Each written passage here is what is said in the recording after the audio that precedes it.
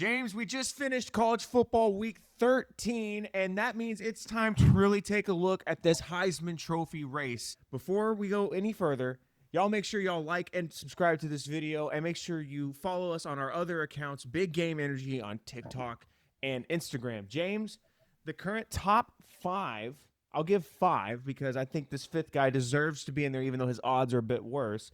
In the Heisman odds, Fernando Mendoza minus 135 is the current front runner. Julian Sayin, Jeremiah Love follow shortly after that at plus 430 odds. They're tied. Diego Pavia from Vanderbilt at plus 500. And then I'm going to slip in here at plus 1200, Marcel Reed. Now, James, what do you make of this Heisman race so far? You know, we joke about it all the time. Like the freaking NFL MVP award is a QB award, and this is just what it's kind of looking like. I know we have the lovely every year that ends on a 5, a running back wins it. And trust me, I think Jeremiah Love, who's already exceeded his stats from last year, he got 17 TDs. He's killing it. I think he would be a good long shot. He's the only non-quarterback that I would bet on at this moment because everyone else is a quarterback. But in all honesty, Spence, this is a quarterback award. The chalky picks are if your team goes undefeated. That's what number 1 and number 2 are. And you can basically agree with this, Spence.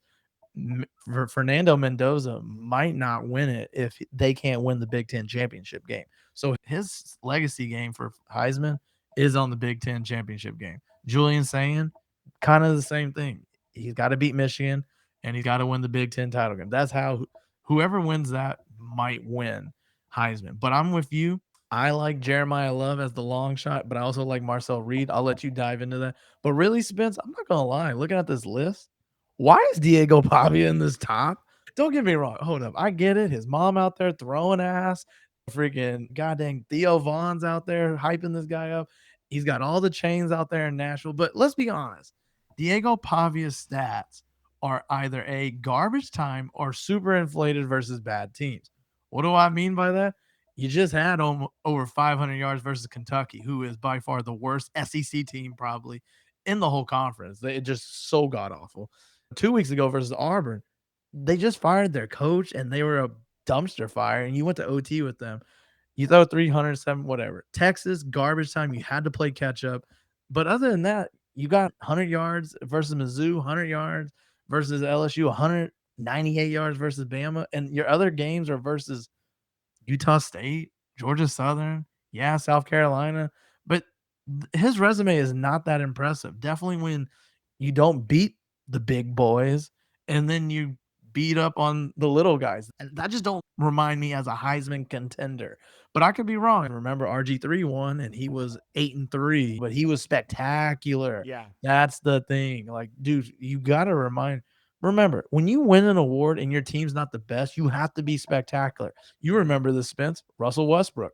His team was dog water, but he was like the first ever to average a triple-double since Big O. So it's like you have to be spectacular. And Diego Pavia is not spectacular. Yeah. Yes, he's a great story. He's a college quarterback in most instances. I can't wait to get roasted if he becomes a good pro.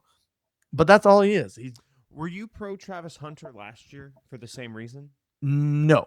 I thought Ashton Genty should have won it because in my eye, you weren't the best receiver. Even though he won the Blendikoff, I don't know how. He was not the best receiver in the game, and he wasn't the best corner in the game. That's just me. I can't hate on he was a rare eclipse, since Charles Woodson did it. And technically he did better stats than Charles Woodson did when he won the Heisman. So it was like, you got to put it there. But I would have picked Ashton Genty because he was spectacular. Yeah, your logic still applies for Ashton Genty there. I would say this because to me, I think a big part of what should factor into the Heisman is how you're playing down the stretch as well, and like what were your big moments. And I think the reason I was mentioning and I'm caping for Marcel Reed a little bit is because I think back to that moment he had earlier this season, 4th down against Notre Dame, game-winning touchdown. And that is A&M's most likely signature win, depending on what they do in the SEC title game. But if Marcel Reed balls out against Texas, that would be arguably the biggest win for the Texas A&M football program in 3+ decades if they win this game on Black Friday against the Longhorns.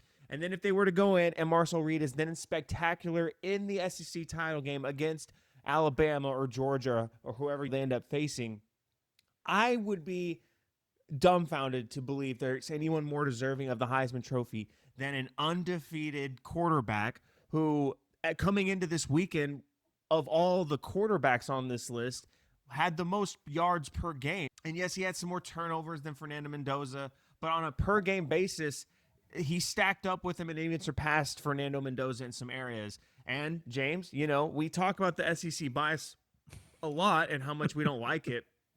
But in this moment, I'm going to use that. And if we're going to talk about, in those areas where it gets on our nerves, how about we talk about the fact that Marcel Reed did this against an SEC schedule and he had a tough slate of opponents. And if he comes out 13-0, I think Marcel Reed should be the Heisman. Now, I love Jeremiah Love. I think if this was the best player in the country award, it should be, and that would be Jeremiah Love. But we know it's the quarterback award. So it's going to end up being, you're right, I think it's probably going to end up being whoever is the undefeated quarterback out of the Big Ten.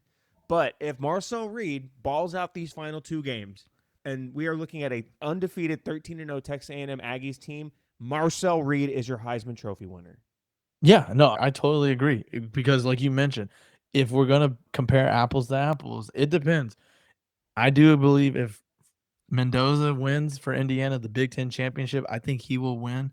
But if it's Julian Sain versus Marcel Reed, who are both undefeated, I'm going to lean Marcel Reed. Look at Ohio State's track record. Yeah, you beat Texas week 1, you beat Michigan week 14, and then you win the Big Ten title game.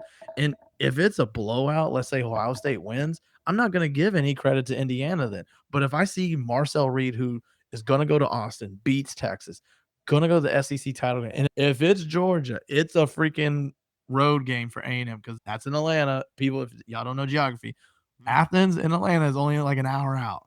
So that's a road game for freaking A&M. And if they were to win both of those games, Marcel Reed should win Heisman, hands down. Now, of course, people are going to judge him versus Johnny Manziel, spectacular versus resume. But Marcel Reed's going to get the resume because, like you mentioned, his moment, Notre Dame, hell, coming back down like 30-3 versus South Carolina. And like I said, to beat Georgia possibly and Texas back-to-back weeks, or even Georgia versus Texas and even Bama, and that's a home game really for Bama as well. That's spectacular. And that, for me, that trumps everything. I don't care what anybody said. Well, y'all let us know in the comments who is the rightful and deserving Heisman Trophy winner for the 25 college football season. Y'all let us know in the comments, and make sure you subscribe to the channel for more college football and NFL content every single day.